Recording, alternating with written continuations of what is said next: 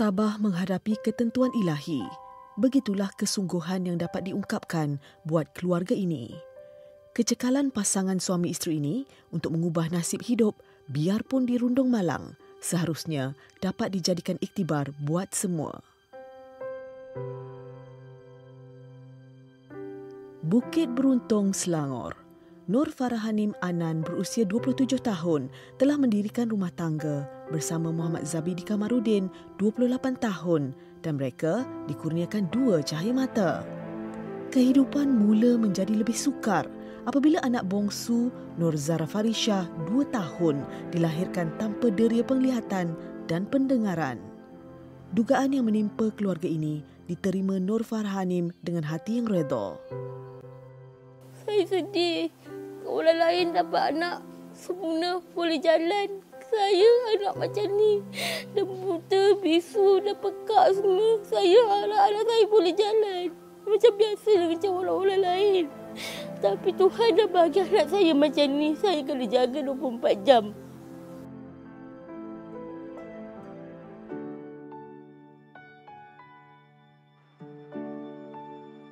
Hidup dalam keadaan sumber pendapatan yang tidak menentu dan ditambah pula dengan keadaan anak OKU sememangnya mencabar. Apatah lagi, melihat telatah Farisha yang ceria dan aktif, bayi berusia 2 tahun tanpa panca indera utama yang belum mengerti apa-apa. Doktor memang cakap memang tak ada harapan nak tengok. Sebab sebab sebelah mata dia tak ada biji mata. Yang sebelah tu ada biji mata hitam kecil. Doktor cakap kemungkinan akan pupus sendiri. Lepas dia pupus, nanti dia tertutup. Dia macam dua-dua tak ada mata. Doktor kata kena letak mata batu tu bagi membesarkan tulang dia lah. Jangan bagi kecut ni macam sebelah kanan.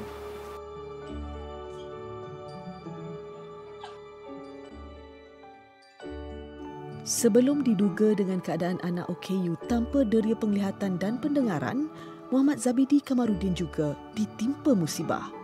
Tahun 2015 menjadi detik hitam buat Zabidi apabila dia terlibat dengan kemalangan yang mengubah hidupnya. Fizikalnya mungkin nampak normal, namun pergerakannya terbatas. Kaki saya sepenuhnya tak boleh nak berjalan nak macam orang sempurna lah. Tapi kaki saya ada besi, nak berlari pun tak boleh. Kalau nak berdiri pun tak boleh lama.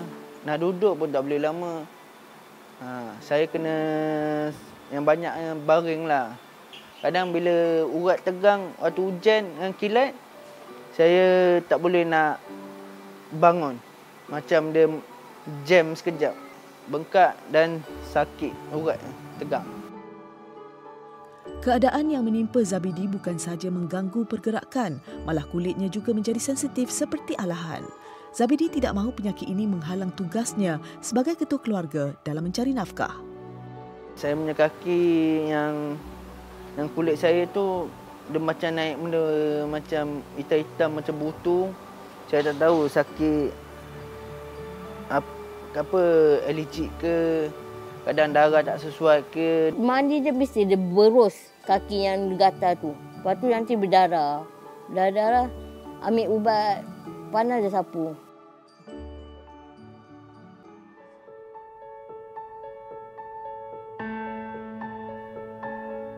Bergelar anak istimewa, Farisha terpaksa bergantung harap sepenuhnya kepada ibu bapanya. Selagi masih ada kudrat dan daya, pasangan Zabidi dan Farahanim ini akan melakukan apa sahaja demi memastikan keperluan kesihatan anak mereka dipenuhi. Ibu bapa mana yang mampu melihat anak mereka hidup dalam serba kekurangan? Dah sebulan, saya 3-4 kali bawa anak saya pergi hospital. Kos dia 150. Pukul 4 pagi pergi hospital, duduk kat sana sampai pukul 6 pagi, 7 pagi sebab hospital buka. Saya pergi jumpa doktor, saya cakap dengan doktor, kenapa anak saya tak boleh makan? Kenapa anak saya jadi macam ni? Saya cakap dengan doktor, lepas tu doktor cakap awak kena sabar, kena tabah semua. Ni dugaan Allah, dia cakap macam tu. Farahanim sedar tanggungjawabnya dan suami cukup berat. Mereka perlu akur dan redha. kehilangan deri utama mengakibatkan anaknya Farisha turut menghadapi masalah penghadaman. Dia sukar untuk menghadam makanan dan terpaksa bergantung kepada minuman susu. Umur 8 bulan tu dia masuk kamera kat hidung, tengok anak tekak. Anak tekak dia okey. Boleh telan, boleh apa. Tapi doktor pun tak tahu macam dia tak boleh makan sebab apa. Bagi bubur dia muntah. Macam pisang saya bagi dia muntah balik. Bukan muntah makanan tapi muntah hijau terus.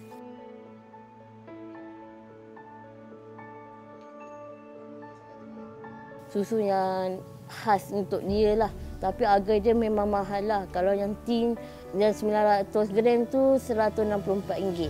Yang tin yang sedang tu RM44. Kadang-kadang kongsi susu dengan kakak, susu tu dah habis. Kongsi dengan kakak punya susu. Tapi dia minum susu kakak, dia tak kenyang. Sebab dia banyak masalah. Dia punya muzikal dia punya kadang tak dengar. Kadang dia tak boleh bercakap. Bila dia nak berdiri pun dia agak orang. Nak pegang botol, kadang-kadang botol tu dia boleh goyang je. Dia goyang tu kata dia boleh dapat rasa itu ada susu.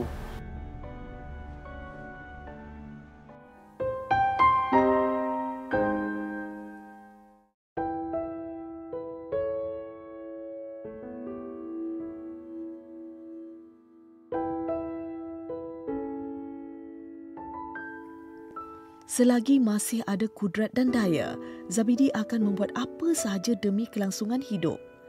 Sebagai ketua keluarga, dia cuba sedaya upayanya untuk mencari nafkah buat keluarga.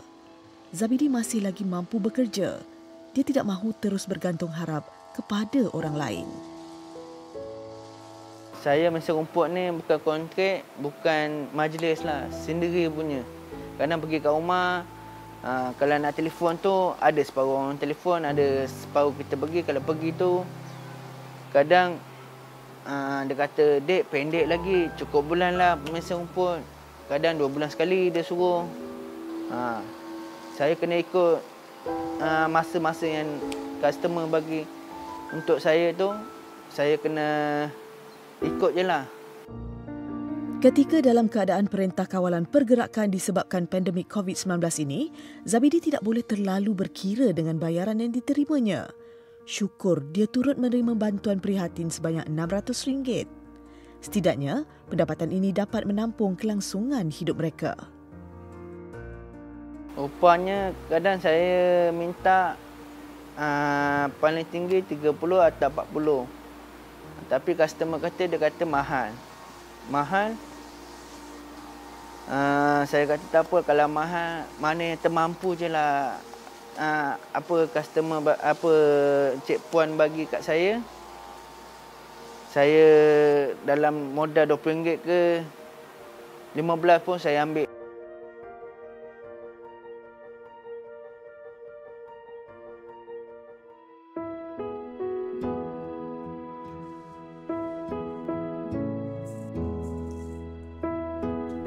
Farahanim sedar tanggungjawab suaminya cukup berat.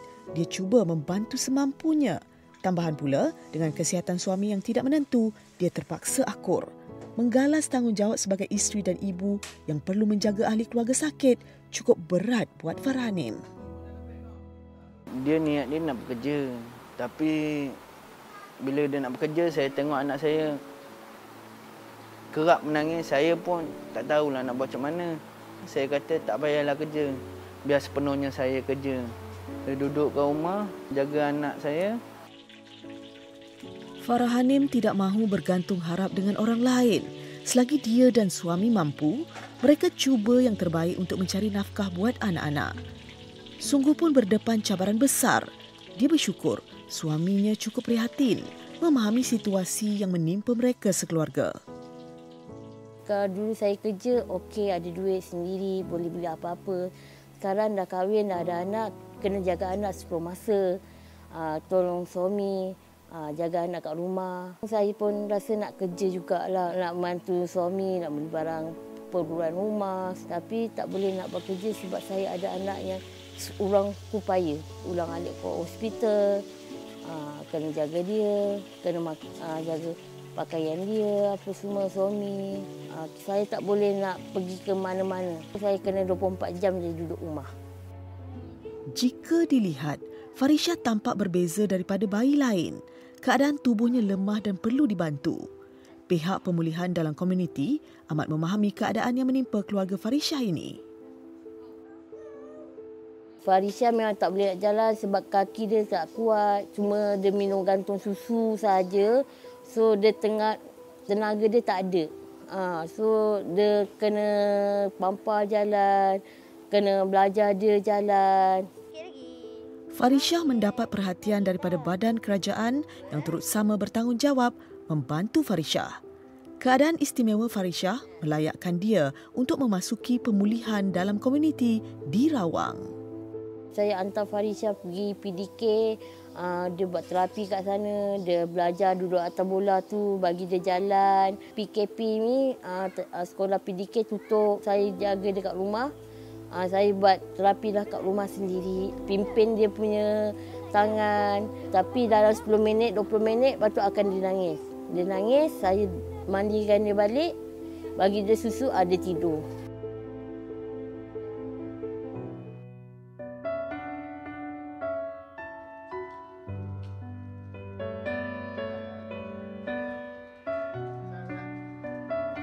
Kami menerima kunjungan daripada pihak Lembaga Zakat Selangor yang sebelum ini sama-sama bertanggungjawab membantu keluarga Farhanim yang juga merupakan asnaf di bawah pemantauan mereka dalam meringankan bebanan keluarga ini.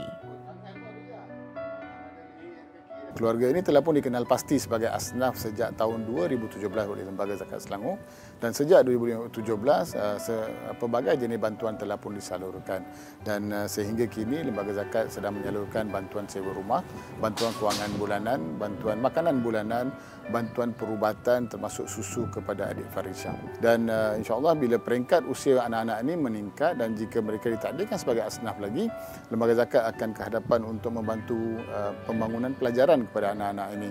Dan pada masa yang sama kita akan pantau juga kebolehan ibu tersebut. Jika ada berkebolehan untuk meniaga secara berdikari, insya-Allah kita akan cuba usahakan. Kekangan beliau, mereka tidak boleh keluar dari rumah ini kerana perlu jaga anak 24 jam. So kena carikan perniagaan yang boleh diusahakan daripada rumah. InsyaAllah segala ini akan diuruskan dan dipantau oleh Lembaga Zakat dari masa ke semasa.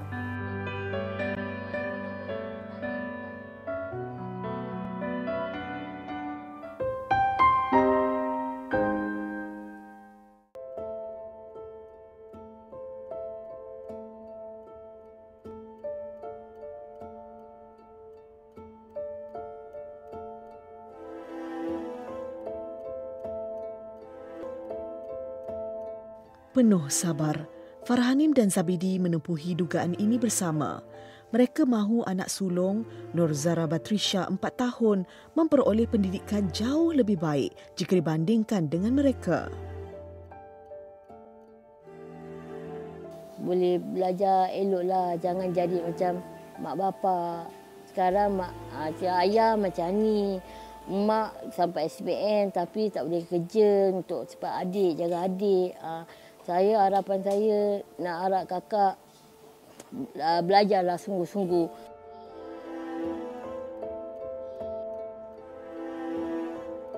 Biarpun masih kecil, Batrisha seakan-akan memahami perasaan dan keadaan yang menimpa keluarganya. Anak yang ceria dan penyeri keluarga, Farhanim meletakkan harapan tinggi buat anak sulungnya ini. Dapat masa depan nanti dia dah besar, boleh tolong mak ayah, jaga adik dia yang macam tu. Boleh kerja yang bagus, bolehlah tanggung mak ayah, semua boleh jaga mak ayah. Kalau besar jangan lupa mak ayah. Jangan tinggalkan mak ayah semua.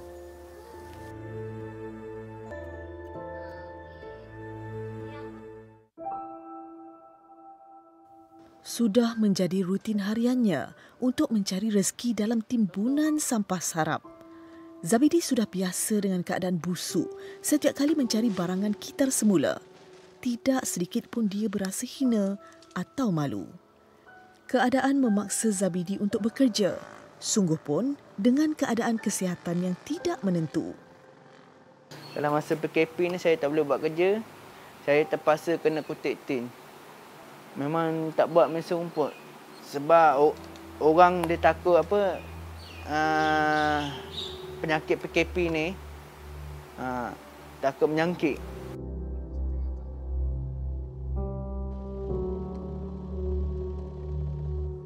Barangan kitar semula yang masih elok akan dibawa pulang untuk diasingkan. Hasil jualan ini setidaknya dapat digunakan untuk perbelanjaan harian mereka. Masa saya kutip dalam tu sampah tu, kadang perumahan, kedai, kalau kawasan flat, tu sampah, itulah datang saya bawa balik rumah, kompos, asingkan 3 bai plastik tu, botol-botol, tin-tin, kalau dah penuh ke dalam rumah, baru saya pergi tolak ke kedai berseburuk.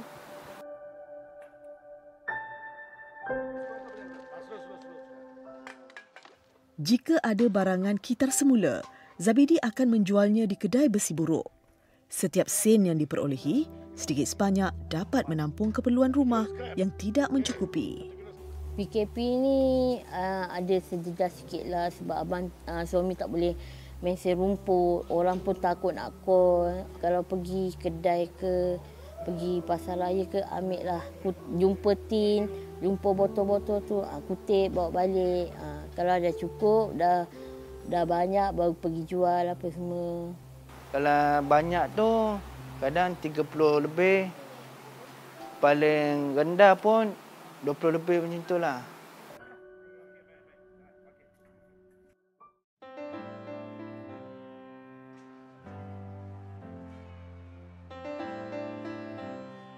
Sungguh pun berdepan cabaran besar, Farhanim bersyukur dikelilingi masyarakat yang cukup prihatin, memahami situasi yang menimpa keluarganya. Hamzah Mustafa antara jiran yang peka dengan keadaan dan masalah yang dihadapi Farhanim.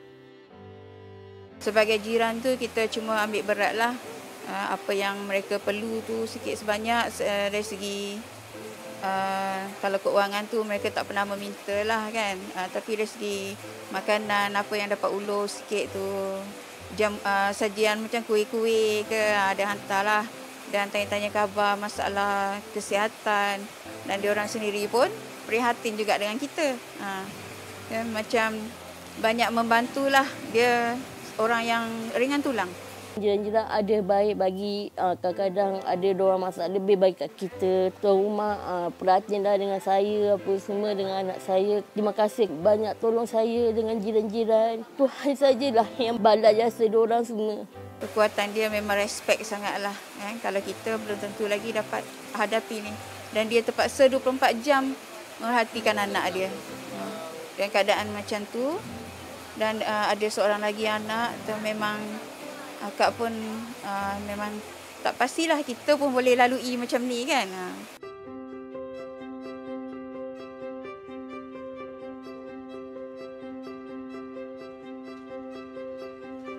Bagi sesetengah insan, dugaan ini hanya mampu ditempuhi oleh mereka yang terpilih sahaja. Cabaran kehidupan bagi setiap insan berbeza, menjadikan mereka lebih tabah mengharungi hari yang mendatang. Kecekalan keluarga Farhanim mendapat perhatian Wakil Syarikat Faizah Sendirian Berhad dari Cawangan Tengah untuk turun menghulurkan sumbangan. Kisah kehidupan keluarga ini yang terpaksa mencari nafkah serta menguruskan anak-anak istimewa, dan ditambah pula situasi kesihatan suami yang kurang baik memberikan kesan kepada pihak Faizah. Sumbangan berupa produk dan wang tunai disampaikan bagi meringankan beban keluarga Zabidi dan Farhanim. Kepayahan dan dugaan keluarga ini merupakan ujian Allah untuk menjadikan mereka lebih cekal mengharungi ketentuannya.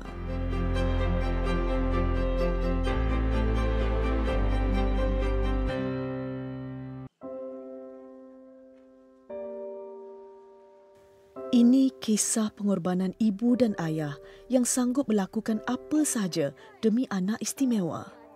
Ujian hidup bukanlah pemata semangat, sebaliknya menyuntik dorongan untuk bangkit mengubah masa depan keluarga. Farhanim mahukan anak syurganya Farisha dipelihara sebaik mungkin, biarpun apabila dia tiada nanti. Saya ada terfikir juga kalau saya dah sakit, terlantang, dah tua ke dah tak ada, harap kakak lah boleh jaga adik semua. Boleh ajar dia semua. Jangan tinggalkan adik. Sayang adik semualah. Kalau anak dia dah besar nanti, jagalah adik dia. Macam mana saya jaga, macam itulah dia jaga. Tolonglah jaga adik elok-elok. Sayanglah adik elok-elok. Tantanglah adik elok-elok. Marilah bersama, terus hulurkan tangan, ringan